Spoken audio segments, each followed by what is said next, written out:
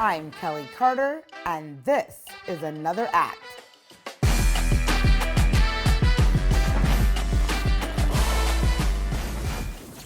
Viola, welcome to the show. You know, I want to start here. The last time I saw you, I was moderating that Paley Fest conversation where you were saying goodbye to Annalise Keaton. What was your intention career-wise after that character and after that really big moment for you? Well, for me, Annalise Keating was a real coming out moment for me. To just lead a television show with a character that was extraordinarily complicated. And so then, whenever you sort of bust out, that you want to keep it going. It sort of affirmed my power. And what it cemented in me, too, is ultimately what my goal is, what I live for, is that I want my agency and I want ownership. And I feel that I deserve to do anything that what my white counterparts do. That's what it told me.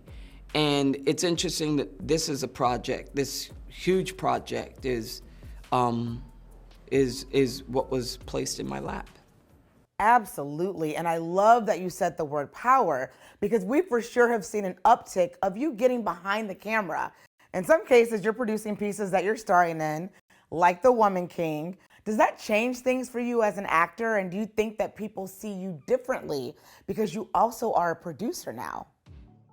Well, you know what? How people see me, what people say about me, or whatever is none of my business. But I will say how it changes me being a producer on this, me and my husband's production company, Juvie Productions, is I have a seat at the table. I demanded the seat at the table. It's like Shirley Chisholm says, if you don't have a seat at the table, then bring a folding chair. I brought my folding chair. And so I'm in those rooms. I'm fighting. I'm using my voice. And not only fighting for myself and the work, but fighting for the Tussos and the Lashanas and the Sheilas and the Adrians and the Jamies. Because here's the thing. We talk about legacy. And a lot of times when people talk about legacy, they talk about money and wealth. Legacy is also what you leave behind in terms of your work, in terms of how much you live a life that's bigger than yourself. And that's the only time there could be any real change. You know, this isn't just about me and people seeing, oh, look what Viola Davis can do. No, this is looking what Black actresses can do. Look what's out there. Look what you're missing. Look what you're leaving on the floor.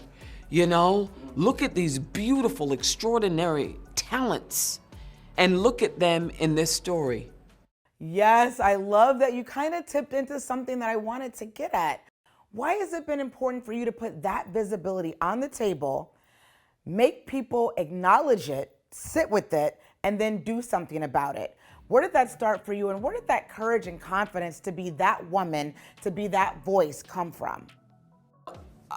Well, you know what? Here's the truth of it. I don't always have that courage and confidence. I don't.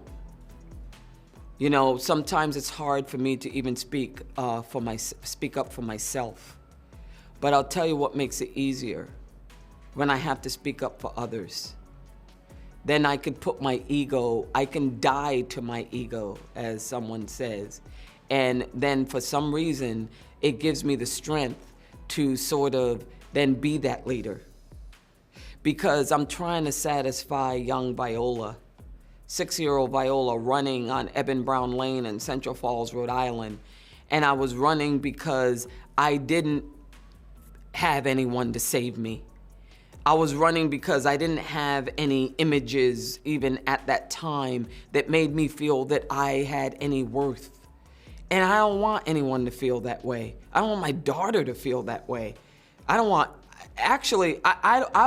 any woman to feel that way, whether Black or white, but I especially don't want dark-skinned women to feel that way anymore, because that is the spoken and unspoken narrative.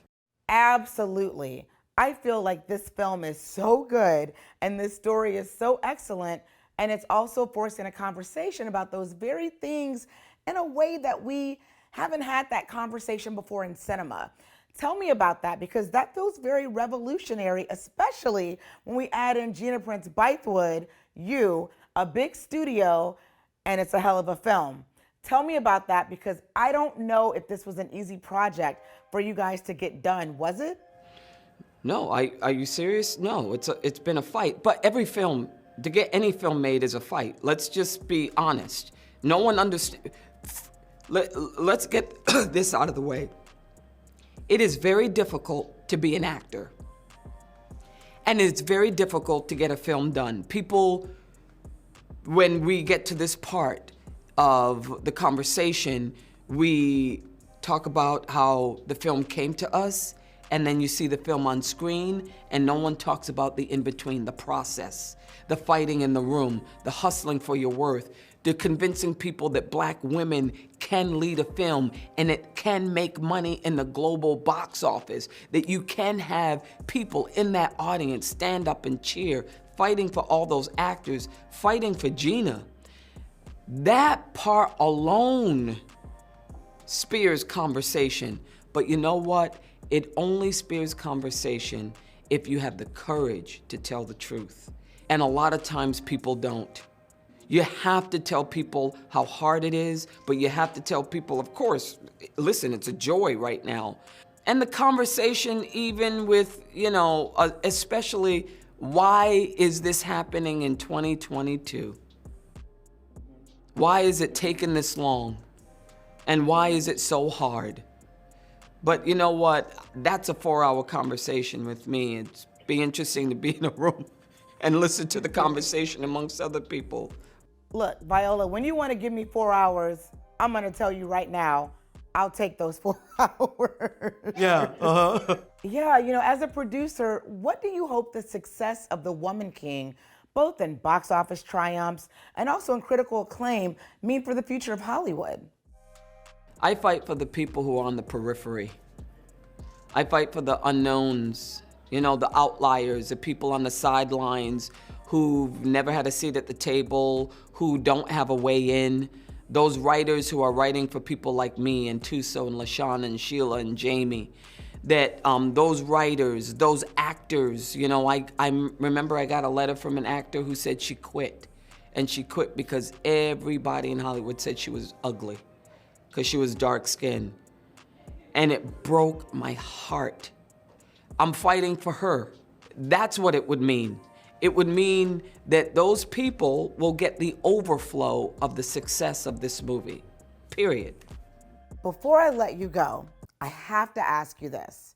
You got your first TV credit 26 years ago, but now you're amongst one of the most celebrated actors of all time and the most nominated Black actress in Academy Awards history. What does that feel like for you right now to be this revered and at this point in your career?